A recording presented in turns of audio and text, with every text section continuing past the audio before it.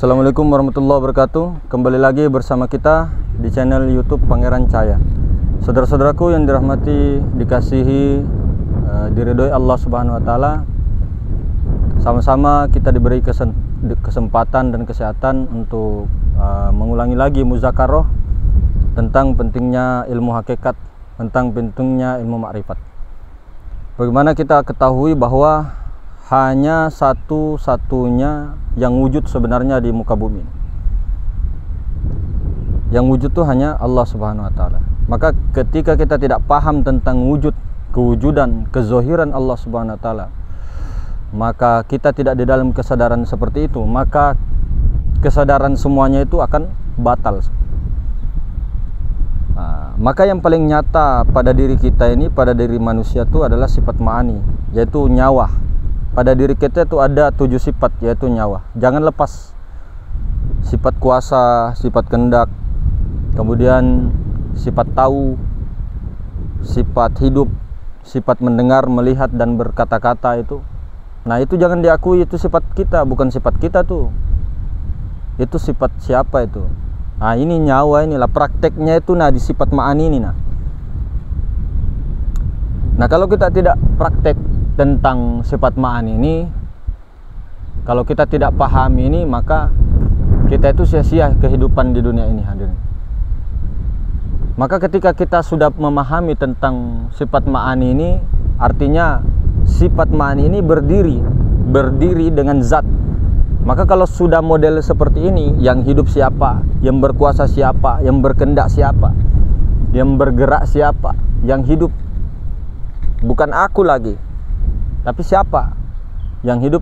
Akunya zat Allah. Yang tahu siapa?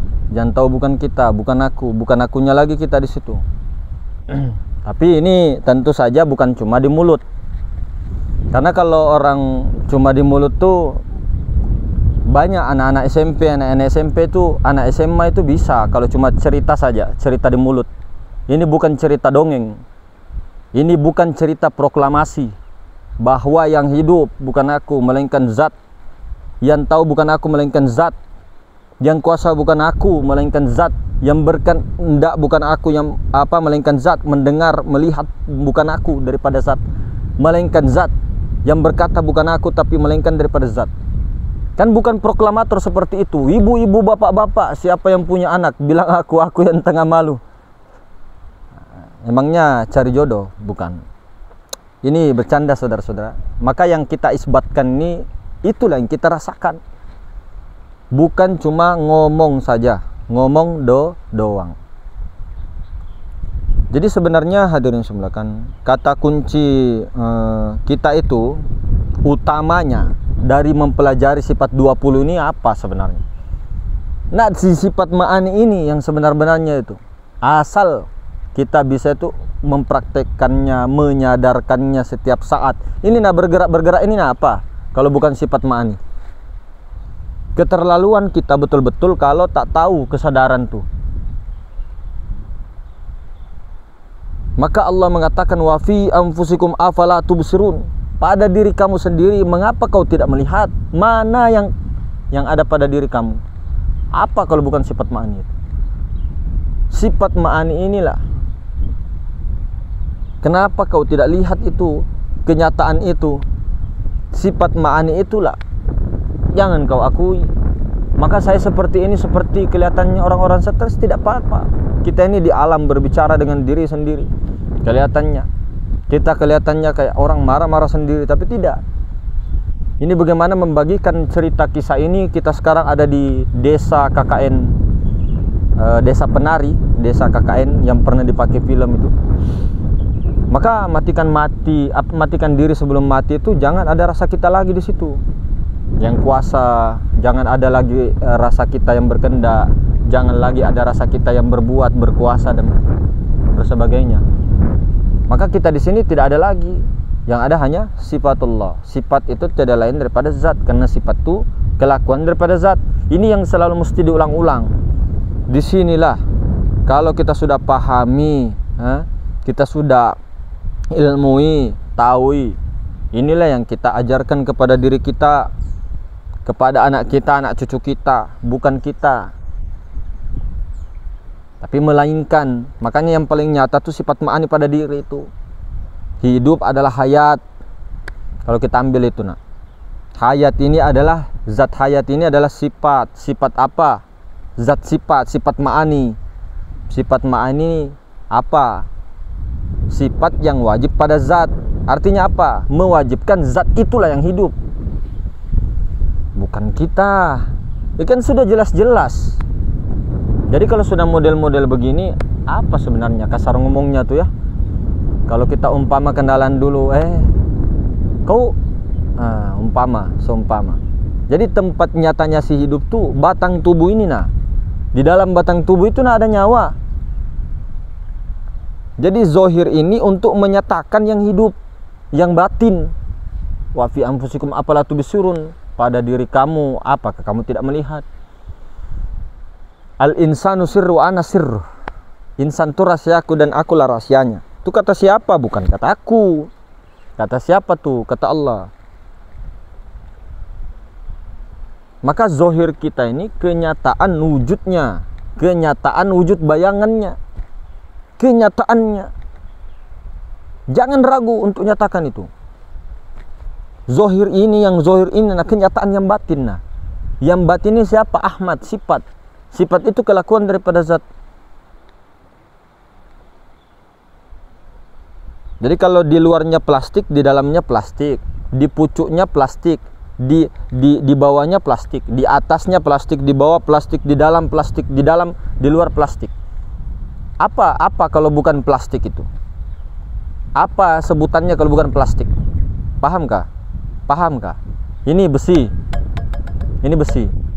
Di ujung ini besi, di ujung ini besi, ya kan? Di luar ini besi, di dalamnya besi. Jangan melamun. Nah, ini apa? Apa namanya kalau bukan besi? Meskipun dibilang tiang, tapi ini besi. Jelas. Nah, ini awalnya, akhirnya, zohirnya, batinnya sudah jelas. Apakah kita tidak malu? Tidak malukah kita? Tidak malukah kita selalu merampas? Inilah yang dikatakan zat meliputi. Zat Allah maha meliputi, luar ya dalam, kiri kanan, atas ya bawah, depan belakang. Itu zat Allah yang meliputi. Bukan ini, bukan yang zohir batin, bukan yang zohir ini nah.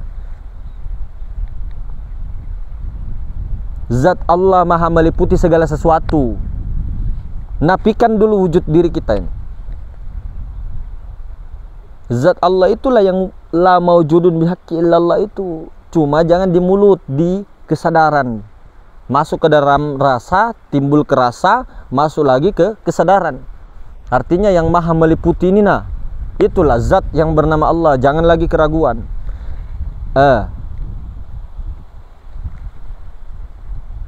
Kalau sudah di luar plastik, di dalam plastik, di kiri plastik, di kanan plastik, di atas bawah, artinya apa? Yang berfiil, yang bersifat, siapa itu? Itu kelakuan siapa? Zat. Yang gerakkan alam semesta ini siapa? Alam semesta ini siapa? Af'al. Yang gerakkan alam semesta ini apa? Nur Muhammad. Siapa yang gerakkan Nur Muhammad? Kalau bukan zat Allah, zat yang bernama Allah. Apakah tidak bernampakkah?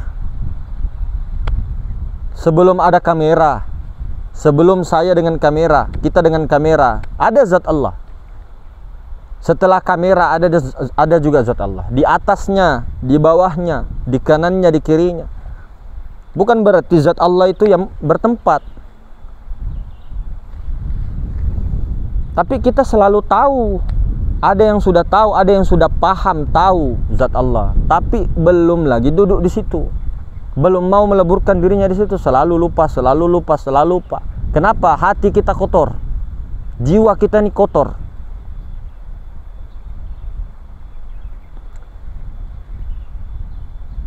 Kita tiap hari, dari bangun tidur kita sampai tidur kembali, tidak pernah lepas daripada zat Allah. Kenapa kita selalu lupa? kita sengaja kah atau memang bagaimana? Itu ada penyebabnya. Tapi penyebab ini tidak ada bekas sebenarnya. Artinya apa hakikatnya? Artinya Allah Ta'ala sendiri yang memang memberikan kemakrifatan itu kepada seorang hamba itu. Jadi hadirin semulakan, bagaimana kita itu selalu memesrakan yang sudah jelas daripada banyak berpikir, bikin pusing kepala, tulan dibanting-banting, tulan dibanting-banting untuk perkara-perkara ini. Tapi bagus mujahadah. Makanya banyak tamsilan-tamsilan, banyak bahasa-bahasa, banyak perumpamaan. Itu apa? Cara untuk mengasih paham, memberikan paham, mendekatkan paham. Karena kalau tidak ada perumpamaan, sulit. Jadi kapan sudah paham, ya duduklah di situ. Jangan cuma tahu tapi tidak paham. Sudah paham, tidak duduk. Jadi itulah istilah hakikat ma'rifat. Ilahi anta maksudi, tujuannya ke situ.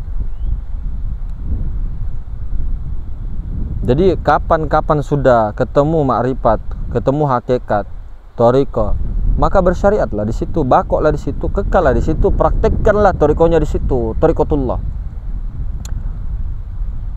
Tapi memang lebih awalnya bagus-bagus itu ya tauhid. Ma'rifatnya dulu yang perbaiki, isinya dulu yang diketahui. Baru kedudukannya di syariat itu baru lancar semua prakteknya, mantap sudah, habis. Maka itu tadi, mesrakanlah terus. Paling nyampak, paling nyata itu sifat ma'ani. Itu sifat tiada lain daripada zat. Yang mana zat Allah Subhanahu wa taala, yang maha suci, yang maha ruang. Sadarilah, leburlah ke situ. Setelah lebur ke situ, maka yang maha ruang itulah, yang Allah itulah yang menyaksikan Nur Muhammad. Nah, seperti itu ya. Mungkin begitu saudara-saudara. Lebih dan kurangnya mohon dimaafkan. Assalamualaikum warahmatullahi wabarakatuh.